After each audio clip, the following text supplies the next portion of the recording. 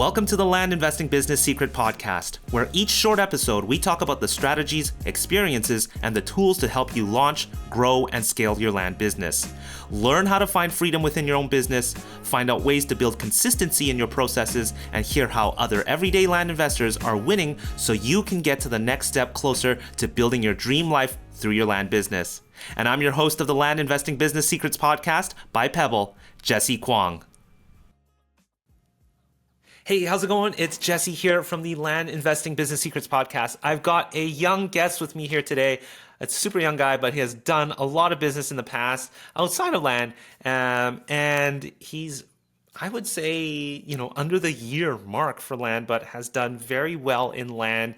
Somebody who understands the industry very well. He comes from working with wholesalers and now in land investing as well. So I think that he shares a lot in terms of numbers and strategies and things that he's actively doing. And it's just a very actionable episode. So I hope you enjoy this episode here with Vikram. All right, we've got our guest here, Vikram. Vikram, how you doing? I'm good, Jesse. Thanks for having me on here. Looking forward to it. I've watched a few episodes, so super pumped to be here. No, I'm super excited to have you here.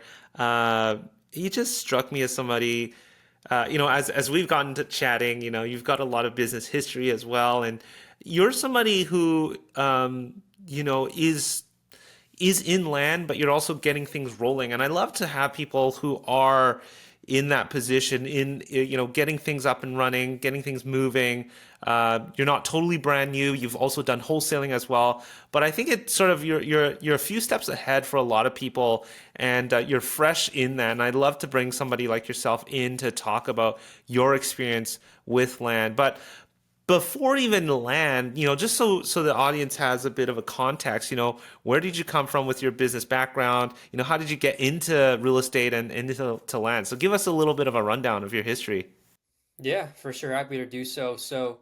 I'd have to go back till, high school. That'd be my best way to start. I mean, I always knew just at a very young age that me working for someone respectfully just wasn't going to happen. Again, 95% of my family have great W-2s. Anyone who makes an honest living, I have respect for them. It just was never something that struck me as something I wanted to do. I have a very straightforward personality, and for me, just asking someone else when I could take off, what are my hours, can I have sick days? It never appealed to me. I want to be in control of kind of my destiny per se, and be in control of my schedule and just my overall life. That's something I always have wanted to do. So I always knew getting a job was not going to happen. So from the age of like 16, I started different businesses. My first one it was actually a vending machine with a good friend of mine, Jared Curry. He's actually done really well. He became a self-made millionaire at 20 years old in the SMMA world, social media marketing agency. So he's one of my best friends still to this day. But first company was with him at 16. I started about 6 other companies after that, small endeavors, drop shipping, other SMMAs. 2 of them, they failed. Bought an ATM, didn't really make money on that. A couple other small things too. And then it was my 8th business, my 7th or 8th business, I believe. It's been so long, I forgot 7th or 8th, but it's one of them that really took off. It was my 3rd crack at SMMA, which is a social media marketing agency. So I essentially, started that at 18 years old, my 3rd one. Within 4 months, I was doing the 6-figure run rate, which is 8.3 thousand a month times 12. That's over 100K. So, they call it 6-figure run rate. So within 4 months, I was doing that. Within 6 to 7 months, I was doing 25K in revenue. And I basically hovered around the 25 to 30,000 a month revenue mark for about a good year and a half, 2 years in that space. At first, I didn't really have the intention of scaling. It was just pretty much profit first, just 25, 30K, 50% margins, just pocket it. And then I had the intention of scaling. However, I didn't scale the right way. And when I finally figured out what I was doing wrong, I realized that, I didn't really want to do the agency anymore. Then I pivoted, of course, to wholesaling, as you just mentioned, tried that for about 6 months. Got a couple of small deals, nothing really to brag about. But what really was important about my wholesaling was I was able to find land. That was my overall benefit of doing wholesaling. I came across a lead that came in through a cold call company. It was a piece of land. Did not end up working out, but I just saw the potential because we had the property under contract for below market value.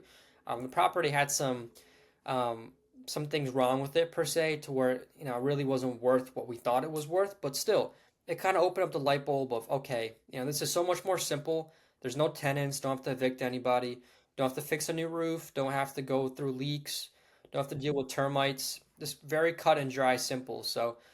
Started that officially in February. Been in the business about 7 months. Have had a few deals close and looking to obviously, scale this to new heights in 2026 as well. I love that. It's funny to me how you're willing to count the number of businesses that you started and ended or failed, whatever you want to call it, in a good way. You're just so open about that. I think that's awesome to see. Now, one thing you mentioned here, and so I think you might have missed it, you skipped over this, but your SMMA, your social media marketing agency, that was for wholesalers. Is that correct? So I had two of them. I had one that was for gym owners, which I ran for the longest time. Towards the end, I added on the wholesaling niche as well, just because I had a lot of other friends that were in the wholesaling niche as well for agencies, and all young guys, early mid 20s, absolutely crushing it. So that's when I added on that as well. I would say that was probably in my last 6 to 8 months of being in the space. I added that on. Got you. Now, one thing you mentioned here, and we'll move over to land afterwards, but you said in your agency you didn't scale the right way. What was it? What did you mean by that? Yeah, it's a great question. So to scale, you need a team, and I was a one-man band in my agency, and that was something I wasn't really comfortable with letting go. I mean, I like to be in control of a lot of things. I mean, I'm not I'm a control freak. I'll put it to you that way. I mean, I view it in a positive way. I just like to be in control of everything, which is obviously why I'm an entrepreneur. I want to control my destiny, and I want to have my hands on everything in the business, but to be able to scale, as you're aware and your listeners are aware as well, you need to delegate. You need to have a process. You need to have SOPs. You need to hire people in so you can buy back your time. And that's something that I mean, I was super young. We're talking 20, 21 years old. So I was a bit stubborn and like I want to do it myself. I want to do it myself. And I think that really held me back from scaling, but definitely learned good lessons from that, and that's something I'm changing up. I already have one employee so far in land. I'm going to add on more, soon. So I'm making sure I capitalize off the previous mishaps. Yeah. And I want to get an understanding of what your land business looks like at 7 months in. So people that are listening, maybe they're a few steps ahead of you, a few steps but before you. You're clearly taking this business quite seriously. You've done several deals already now. Um, so let's jump into that a little bit. You mentioned you have your first hire already, or maybe they're a contractor. I don't know. Can you describe what that is and why they're in that position? Yeah, I mean, I'll first kind of overlap my land business first, if that's all right with you. So started in February, have about 5 deals closed so far, about 150,000 in gross profit, about an extra 35,000, give or take 35,000 in pipeline profit in terms of deals under contract, um, or deals that are going to be soon listed.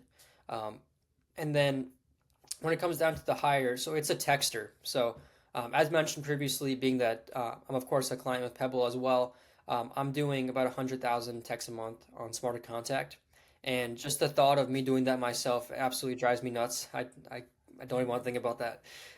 So I have a texter. He's great. He works 40 hours a week, books appointments with me, um, and it's just the process that I enjoy much more. Um, because I can buy back my time, focus on what really matters, which is closing the deals that come in. So this texter, just so people understand, like the day to day, he or she is not actually doing the outbound texting because Smarter Contact is handling that, but they are fielding and warming that lead up. Are they qualifying that and then bringing them over to you and booking a call with you? What does that look like? Yeah, that's a great question. So, what they do is I have about 3 to 5 qualification questions based on how responsive a lead is. Essentially, I want to qualify a lead. I mean, 100,000 texts a month, you're getting so many responses that for me to simply call back every person that texts, there would not be enough time in the day for me to do that, nor would I feel like that's a proper use of time because you have to make sure number one, someone's motivated, the price is somewhat realistic, and they're workable. So that's pretty much what the texter does. Has them be qualified, puts them in the lead sheet, which then goes to our company Slack channel. We don't book appointments per se. It's pretty much like a speed to lead thing to where when a lead comes in, I call them as quick as I can. Yeah. Okay. How quick did you hire? I mean, like texting, was that your first marketing channel? It was not. It was actually direct mail. That was my first marketing channel. Did that for about 2 or 3 months. Added on texting before. I mean, right after that. So I've got most of my deals from mail, to be frank. However, I've gotten some deals from texting too. Okay. Okay. But the hire is for texting. Got you. Were you handling those prior yourself? But prior to this hire? Yeah, so I was with LaunchControl before, and I was doing 10,000 texts a month, but 10,000 texts by yourself feels like a million texts a month. I mean, it was not something I enjoyed. Did I still close deals from it? Yeah, I closed about 2 deals from it, doing it myself, but it is an insane amount of work to skip trace, import, send text, manage replies, while calling leads back, while following up with leads. It's just a whole, systematical nightmare. I mean, it's just not something that was scalable. So that's why having the texter in place allows me to focus on the high value task of just sales. Um, this is more of a, I don't know, just a pretty black and white question here. And sometimes we don't really get to talk much about tools. You mentioned that you were using Launch Control. You moved over to SmarterContact. Was there any reason for that? Was that, what sort of caused that? Yeah, it's pretty much just about regulations. I mean, launch control is much more tight with the templates you can use, the keywords. You have to have like 3 spinners per every text versus Smarter Contact. You can very simply put a template, have no spinners. You don't have to put a company name in the text, and you can just go ahead and go from there. So when I started off with launch control, they didn't have me doing as much regulations, and they tightened up during the summer with what you can and can't do. You have to have your company name. You need to have your representative name in there. So when I'm texting, I want to come across as a person because that's really what this boils down to. People want to work with people. If I'm saying, "Hey, this is Vikram from XYZ Land," I'm going to look like every other land company that's texted them before. But if I come across as just, Vikram, and a local buyer or whatever the right way to phrase it, a lot of people feel more warm about a response. I've had people tell me that I've never responded to anyone before, but your text just struck me as unique, so that's why I responded to you. So that's the biggest difference. If launch control wasn't as tight with what they had and hadn't told me to do, and making that change, but being that they told me to go ahead and do that, that's the choice I had to make. Thanks for being so open about that. We really appreciate that.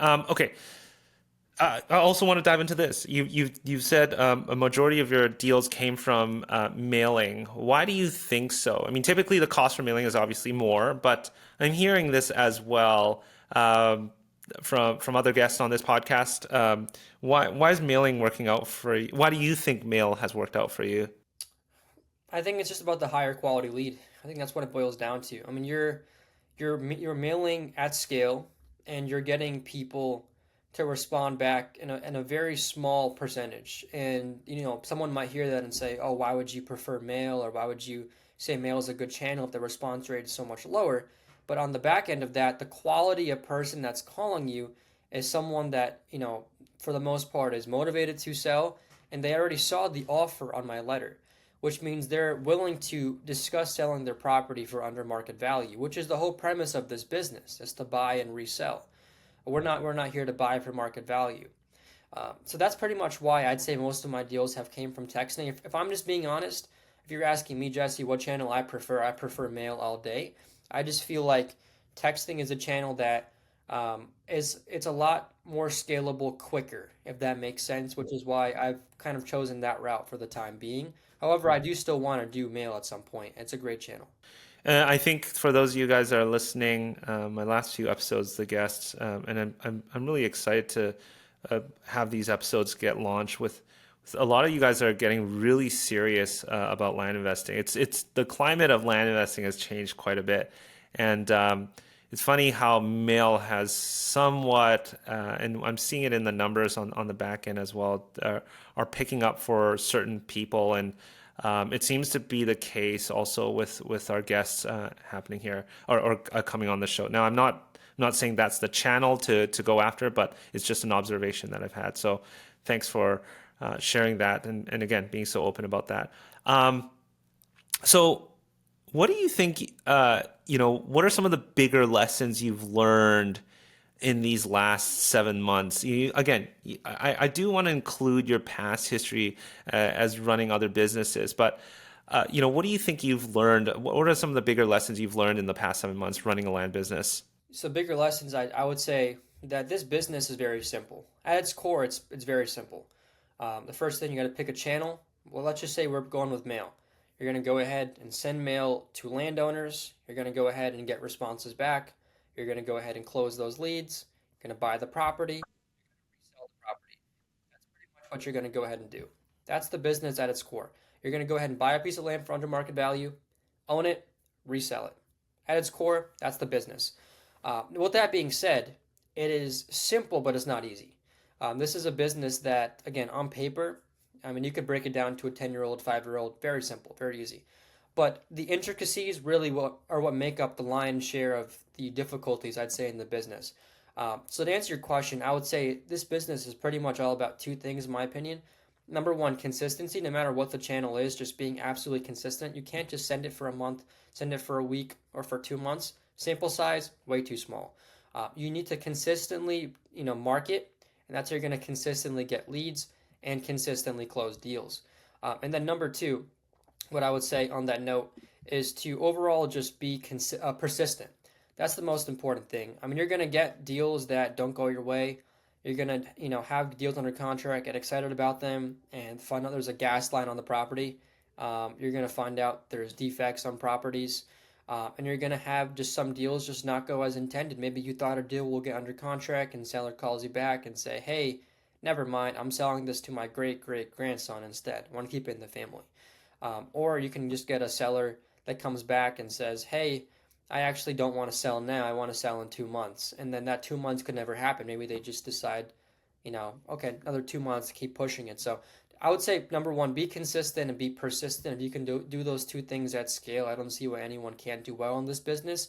Of course, that's easier said than done. It takes a lot of grit to get past the initial first 6 months per se, because they are pretty difficult for especially someone coming in brand new. I had experience, but if I came in brand new, I don't think I'd get a deal for the first few months at least, just because you have to build up the skill set. But those are the two things I'd say, if that answers your question.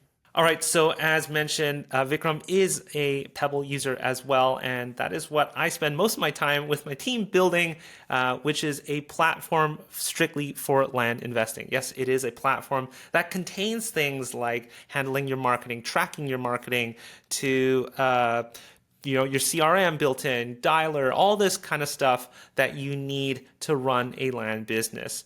Pebble is a full-on platform for helping you streamline and run your land business, tracking leads, generating documents, doing your due diligence. It is really a place for you to build processes. This is inevitably what you need, processes to actually build a sustainable business for yourself and your team. If you want to learn more about Pebble and what we do for land investors, head over to pebblerei.com. You can book a demo with me. Happy to share with you how Pebble are helping other land investors to succeed, like Vikram, who are taking consistent action and are persistent about their land business. Not only that, I'm really excited to start sharing more about how Pebble is moving into its second phase, really not only a piece of software for you to get access to, but now how does Pebble start serving as a virtual team member? And this is where AI agents become really powerful. And this isn't sort of a bolt on to Pebble or anything like that. This is natively built, something we're calling Pebble Intelligence. We've recently just launched our intake agent. We're working on that agent during this quarter right now to continue to improve on that. And we're working on other agents as Pebble starts integrating and becoming part of your team to produce results or outcomes. This is really important for us. And this is sort of the long-term vision for Pebble is how does Pebble start producing outcomes and results? You'll see this in the sort of features that we're working on. If you ever want to see what we're working on, head over to YouTube as well. Maybe you're already on YouTube watching this podcast, but it's Pebble REI. You can see the monthly updates my co-founder Kevin and I give on what we're working on. Anyways, I'm totally digressing here. If you want to learn more about Pebble, how it streamlines your business, how it plays a role in your business as well, head over to pebblerei.com, book a demo with me. Anyways, enjoy the rest of this episode here with Vikram. Um, what do you think? What was that skill set that you built up that allow you to get the deal done early then? I Because would you say had it's the some pretty sales and early marketing. wins. Yeah, absolutely. So I would say it's the sales and marketing background from social media marketing, because it's a very similar business in certain aspects. Number one, you're marketing to people. I was running Facebook ads to get attention of, for example, gym owners and wholesalers. Same way how we're marketing here and texting and mailing and cold calling.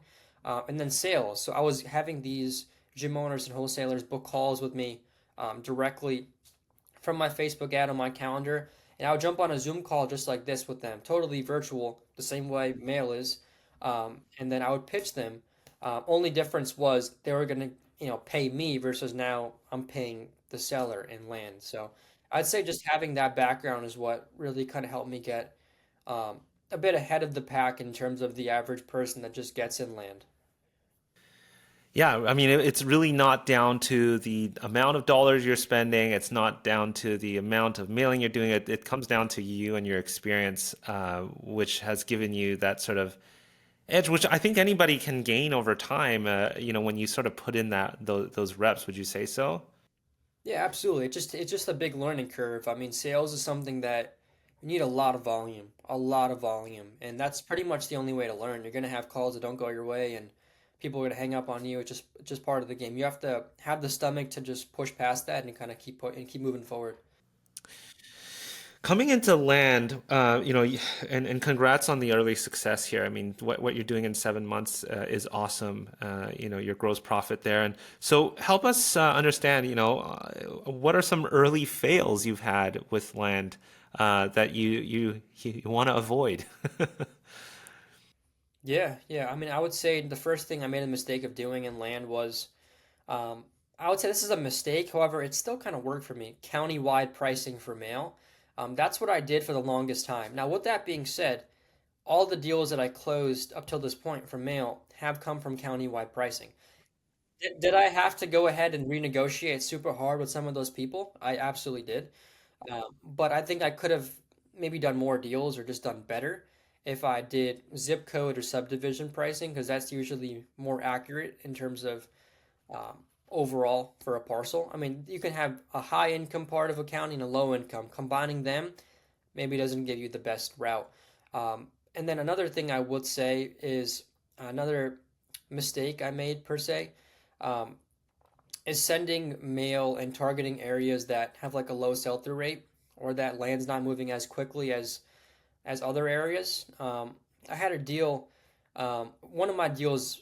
This is kind of like my last point. One of my deals did come also from an area that's like a 0.2% sold to for sale ratio. But for that one, I had to go sell it to a neighbor because no funder would fund it because this sold to for sale was so bad. And the property also wasn't great land.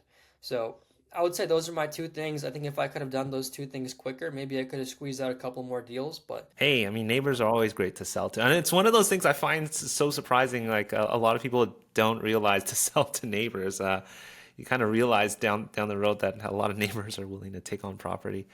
Um, okay, switching gears here. You've shared so much about your marketing. You shared, some of the strategic things that you're doing, pricing. I just want to talk about, you mentioned here earlier, coming up with SOPs, which, with acronyms here, standard operating procedures. Um, so what are you like? How does that look like? You talked about scaling, you talked about processes, and um, what does that actually look like for you? so when it comes down to SOPs, I can only speak for that one role that I've hired, which would be the texter. So I built out documents, of course, going over how exactly the process works, step by step, what he needs to go ahead and do. If, for example, someone says this, you can respond with this whole sheet for objection handling. I have a whole sheet for obviously logins for SmarterContact and Land Portal. Because one thing my texter is also doing is he's quickly comping properties using the Land Portal AI, just to make sure that the seller's asking price is not unrealistic. I mean, I don't want a lead that is asking for 200 for property worth 100. That's not really a lead that I'd say is worth my time, especially at scale. So I would say having the objection handling documents, having the processes, having different follow-up templates, having the logins, and overall just going over almost every circumstance on paper. So when they do occur in the texter, when he might get stumped, he can just reference the SOPs and use that as a benchmark to keep pushing forward versus having to go to me for every circumstance. At scale, that's just not going to work. Yeah. Okay, so as you're sort of building out your processes, what do you foresee as your next hire? It's a great question. I would say one more deals come in, probably TC, which is transaction coordination. I would say sales is my strong suit, so that's probably the last thing I want to hire out, just because if I can have control on that for as long as possible, I think that would be great. Because one thing I've heard industry wide is no one's going to go as hard after a deal as the operator and the owner will, just because they have the most skin in the game to be able to call a lead 100 times. An AM acquisition manager might not do that. Sure, are there absolute like studs out there who are AMs? I'm sure, but I'd say the average AM is not going to work as hard as the average operator who's on the phones calling leads. So I would say probably TC, but I would need to get more volume coming in first to be able to make it make sense. Because right now I am wearing the hats of sales, marketing, and TC. But if I can take off TC and focus on the two most important things, I think that's the best route. Well, Vikram, you move with a lot of conviction. Early on, you've seen a lot of success, and you just seem so confident about land space. A lot of people struggle to prove the concept of land. I don't know. What is your advice for those who are still only, steps behind you and trying to get moving here? Um, you know, I don't know if you do talk to a lot of others that are sort of trying to prove the concept, but again, what would be those things that they should probably focus on to get that early win like you, or just get a win, not even early win? I would say honestly, just take action. I would say just go ahead and take action. That's the best way to do it, because all the fancy intricacies are great. I mean, your data provider doesn't matter, yes, but when you're getting started, that shouldn't be your focus. Your website, you should definitely have one, but should that be your focus on paying someone $1,000 to make it nice and fancy? No. There's plenty of guys that do seven figures that have been in your program, of course, as well. Look at their websites.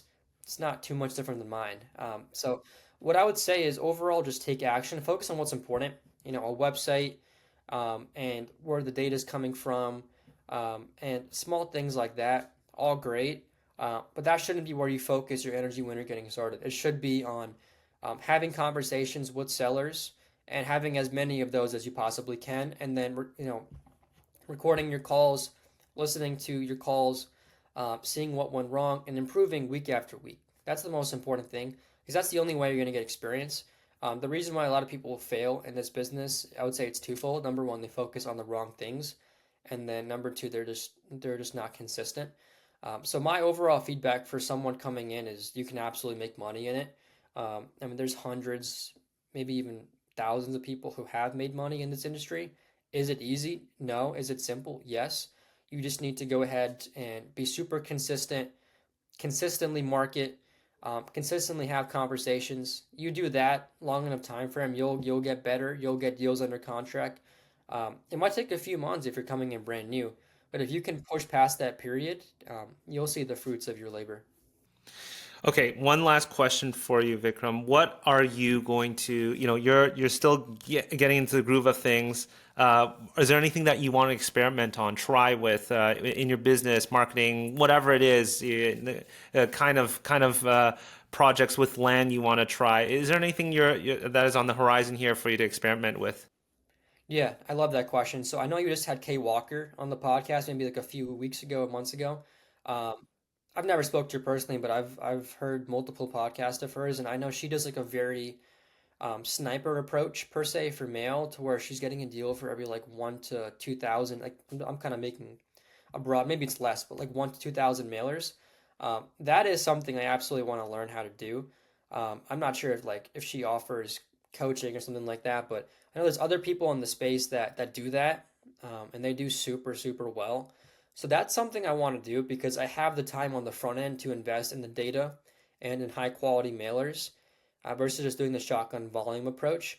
So that is absolutely something I want to implement as soon as I can kind of figure out how that works, because I think that's just the more efficient way to run a business.